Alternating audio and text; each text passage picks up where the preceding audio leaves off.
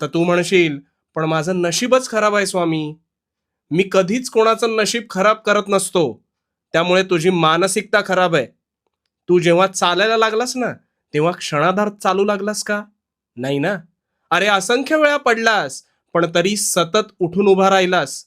पण मनाने खचला नाहीस आणि पुन्हा पुन्हा प्रयत्न करत राहिलास आणि म्हणूनच एक दिवस स्वतःच्या पायावर उभा राहिलास तो आजतागायत.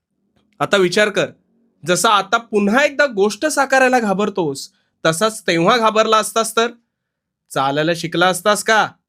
तुला कळतंय का? परिस्थिती तीच आहे, पण तुझ्या विचारसरणीचा अभाव आहे. त्यामुळे तुला मी सगळं काही दिलंय. तुझ्या तल्लख बुद्धिमत्तेच्या जोरावर स्वतःवर विश्वास ठेवून कायम उभा राहा.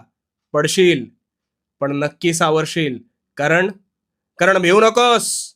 भिवू नकोस, मी तुझ्या पाठीशी आहे. भिवू नको.